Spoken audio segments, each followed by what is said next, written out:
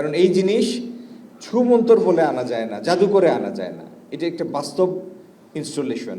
এটাকে বাস্তবে রূপ দেওয়ার জন্য কিছু সময় লাগে। এই যে 2 দিন পরে পরে 2-4 ঘন্টা লোডশেডিং হয়, আপনারাও উত্তপ্ত হন, আমরাও উত্তপ্ত হই যে দেশের মানুষ বিদ্যুৎ পাচ্ছে না। এই এই অবস্থার সৃষ্টি হয়েছে 17 বছরের জবাবদিহিহীন শাসনের ফলে। 16-17 বছর এক নাগাড়ে ক্ষমতায় থাকার ফলে তৎকালীন সরকার এই স্বাভাবিক সত্যিটা ভুলে গিয়েছিল এবং তার পরিণামে বাংলাদেশের এত বেশি মূল্য দিতে হয়েছে। তারাও দিয়েছে মূল্য, এখন দিচ্ছে, কিন্তু বাংলাদেশকে রাষ্ট্র হিসাবে যে মূল্য দিতে হয়েছে তার সম্ভবত পরিমাপ সম্ভব না। আজকে যেটা হারিয়েছি আমরা হারিয়েছি, এখন এই দেশটি গঠনের সময়। 50 আপনারা কালকে হয়তো অনেকে দেখেছেন যে দক্ষিণ কোরিয়ার সাথে আমরা একটা FTA সই করেছি, একটা ইকোনমিক পার্টনারশিপ এগ্রিমেন্ট। এই দক্ষিণ কোরিয়া মাত্র 1980 সনে এটার জিডিপির সাইজ ছিল 66 বিলিয়ন। আজকের বাংলাদেশের জিডিপির সাইজ হচ্ছে 500 বিলিয়ন। দক্ষিণ কোরিয়ার জিডিপি ছিল 1980 সনে 66 বিলিয়ন, 66 বিলিয়ন। আর 1994-তে দক্ষিণ কোরিয়ার জিডিপি ছিল 479 বিলিয়ন। ধরে নেন আজকের বাংলাদেশ। এই 1994 থেকে 2026 32 বছরে দক্ষিণ কোরিয়ার ইকোনমির সাইজ হচ্ছে 2 ট্রিলিয়ন। তার মাথা পিছু আয় হচ্ছে প্রায় $38,000।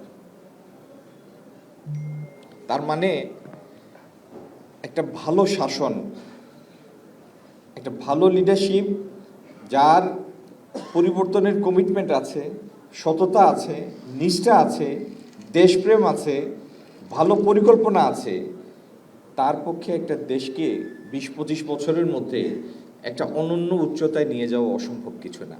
পৃথিবীর অনেকগুলি দেশ এটা অর্জন করে সে দৃষ্টান্ত স্থাপন করেছে।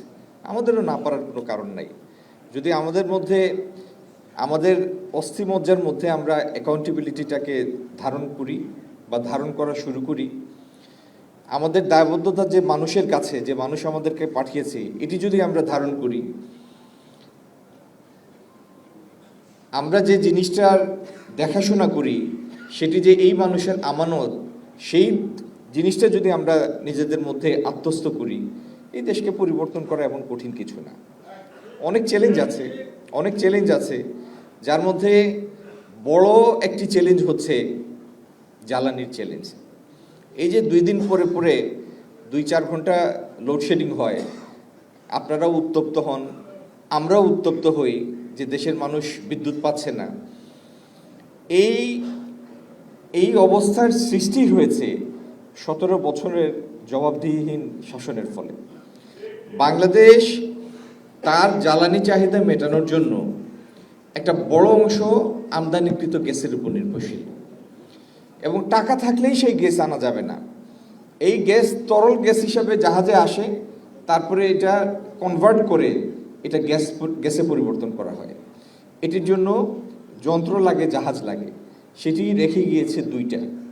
আর এটি ধারণ করার জন্য কোনো স্টোরেজ তৈরি করে যায় নাই। তার মানে এই দেশটা যেন সবসময় এই চক্রের কাছে নত থাকে, যাদের দিয়ে আমদানি করা হবে গ্যাস, এই উদ্দেশ্যে এই কাজগুলি করা হয়েছে। তো এই জায়গা থেকে এই দেশটাকে বের করে নিয়ে আসতে, জ্বালানির চাহিদা মেটাতে, বিদ্যুতের পরিস্থিতি স্বাভাবিক করতে, শুধু বাসাবাড়ির জন্য না, শিল্প কলকারখানা, সার কারখানা, বিদ্যুৎ উৎপাদন এবং নতুন নতুন বিনিয়োগ যারা করবে তাদেরকে যোগান দেয়া, এই সব কিছুর জন্য একটা আদর্শ স্বাভাবিক পরিবেশ তৈরি করার জন্য কিছু সময় দিতে হবে।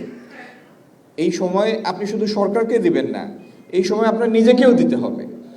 এর মধ্যে যদি 2-4 ঘন্টা লোডশেডিং হয়, ঘাম ঝরে, স্বাভাবিক জীবনযাপন ব্যাহত হয়, মেনে নিতে হবে যে সেইটার জন্য 17 বছর এই কুশাসনের ফলে বা অপশাসনের ফলে আমরা উত্তরাধিকার সূত্রে যেটা পেয়েছি, এটা থেকে বের হওয়ার জন্য এই সময়টা একটা ট্রানজিশন টাইম, এটাকে মেনে নিতে হবে। এটার তো কোনো বিকল্প নাই।